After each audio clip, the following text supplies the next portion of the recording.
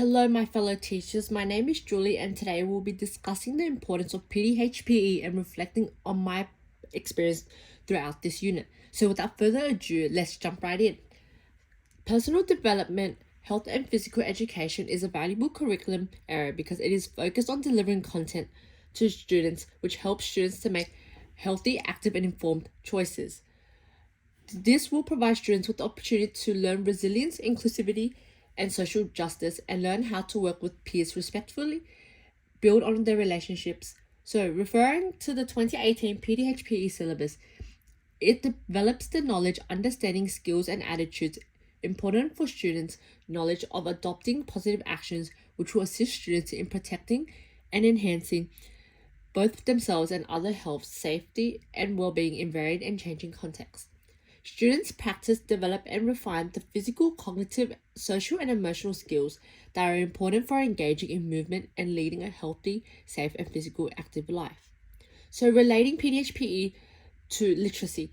So, with literacy, activities such as reading texts related to health, physical education, emotions, etc., writing reflections, and engaging in discussions, either in groups or class discussions, which further develops the students' communication and comprehension skills.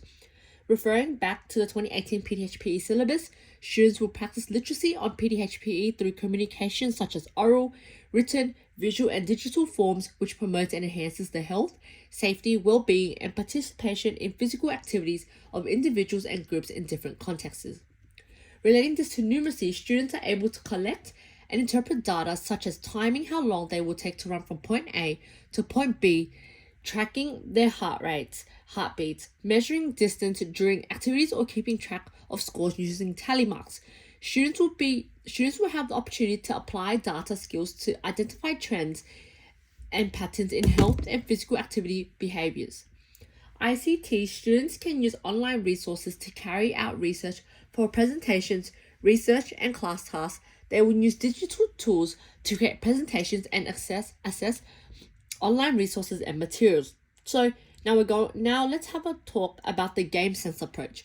Drawing from personal experience, my teachers had a very positive attitude and approach towards PDHPE, and this created meaningful and enjoyable lessons for me. As my teachers implemented a drill-based approach. So according to Saputra et al. 2021 has stated that teachers prefer to implement drill-based approaches as they are required to gain the knowledge of creating meaningful lessons which assist with students' movement skills, creating fewer opportunities for students to develop these skills and further build on relationships. Therefore, reflecting on my personal experience, the teacher created a meaningful lesson for me in which it helped shape my identity and build on relationships with my peers. I saw this as a positive teaching approach as it created a memorable time for me, and when I went into my first professional experience and saw my mentor implementing the game sense approach, I took it in as an opportunity for me to learn some of the strategies and adopt it into my own teaching.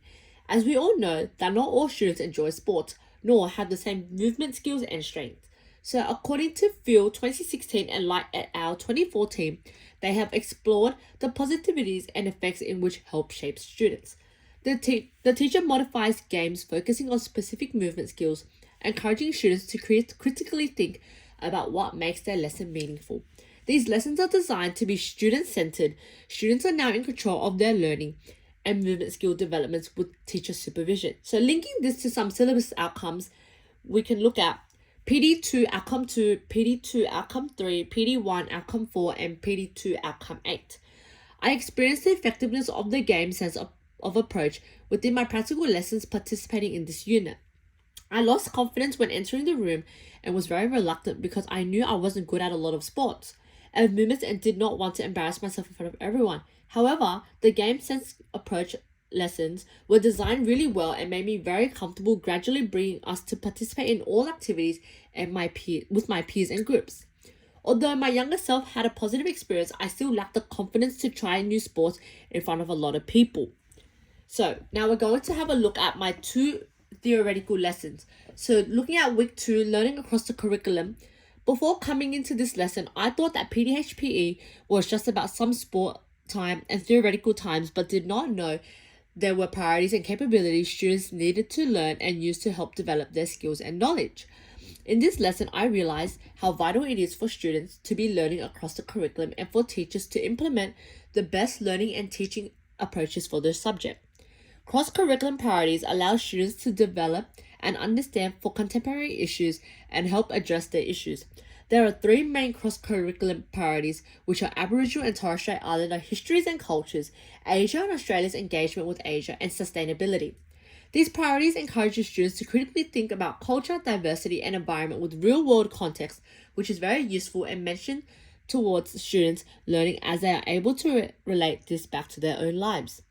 Before delving further into these priorities and attending the lesson, I did not have much of an understanding for these and was very nervous. I did not understand the cross-curriculum in which PDHPE was covering. Some general capabilities include critical and creative thinking, intercultural understanding, literacy, numeracy, and personal and social capability. Reflecting back on these capabilities, I can see that these skills can be used for multiple purposes and they can be developed across the curriculum. I did not know that when looking at learning across the curriculum that there were other key points we needed to cover and explore, such as the general capabilities and the NESA syllabus, in which they have been classified as important to study. So according to Siena 2014 and Hattie 2003, they have discussed that the quality of teaching is acknowledged to be the most important, which is a major factor of influencing students' achievements in schools, and it's important that I, as their teacher, deliver the required content and cross-curriculum. Beta 2014 and Tasker and Rudo and Kyriakide 2017 states that new teachers entering the professions plays a crucial role in teaching students, focusing on content and outcomes in the syllabus and delivering content to students coherently and in a manner that they are able to take the information in the easiest. So learning across the curriculum has helped me gain an understanding that learning across the curriculum is not just about adding and teaching extra content, but is more about weaving priorities and general capabilities into students' learning. I have learned that as their teacher, I need to be able to deliver the content to students in an order that these capabilities and priorities assist with students' development, skills, and values. So moving on to week 9, becoming a reflective practitioner and resourcing. The last theoretical lesson focuses on the importance of sensitive issues within the HPE syllabus. PDHPE approaches some sensitive and challenging topics, which is very important for me as a teacher to understand how to approach and present these topics in a sensitive manner. Although I have learned these topics in school, I did not realize how early on in the school year some of these topics have been discussed. However, I think that with the constant change in society and community, it is important that students are made aware of these things, which are vital for their cognitive development. A social media play has a huge play and impact on students' perspectives. It is important that I, as their teacher, present the topics to students in a sensitive manner, deliver it clearly, and make sure it relates to the curriculum. I have to present these issues in a sensitive manner and empathetic of their cultural beliefs and backgrounds. As Thomas and Angleton 2016 have discussed, that designing an effective and relevant sexuality education curriculum requires multiple factors such as health goals based on the values of the curriculum and are clearly explained and articulated. Materials presented to students must be age-appropriate, sensitive to students' needs, and relevant to school purposes. The importance of teachers producing meaningful lessons related to sensitive topics such as mental health, child abuse, and sexual identity have been stressed by Linar et al. 2010. They also discussed that students see their teachers as their parental figure, and students feel comfortable approaching their teachers with topics related to mental health or sensitive matters. This further leads them to discussing that it relieves stress for parents because they fear that they may overwhelm their child or say something wrong. This benefits both the child and their parents. So by analyzing and discussing the ways that I can deliver sensitive content has made me feel more comfortable, because before this lesson I was having doubts and questioning myself whether I was able to deliver sensitive content and how would I do it. This lesson made me feel more comfortable and prepared. I believe that sensitive topics play a vital role in students' cognitive development and help shape their identity and perspective on certain topics. Therefore, it is important that the information included in such a sensitive matter is evidence-informed, scientifically accurate, and based and conveyed in ways that are easily understandable, unambiguous, culturally relevant, gender-sensitive, and age-appropriate, as Thomas and Angleton 2016 have stated. I believe and agree with this, as I think it is very important that the information and content I am delivering needs to be accurate, as this will impact a student's perspective and development. Now, moving on to the 2 practical lessons, starting with week 3, Indigenous and Cultural Games. Another lesson that impacted and gave me a broader insight into PDHPE was my first practical lesson in this unit, which was a crucial element for my personal development as a teacher. I did not know how effective and productive incorporating cross-curriculums into physical activities was. I walked into this lesson having very limited knowledge on Aboriginal and Indigenous cultures, games, and was unsure on how to integrate cross-curriculum.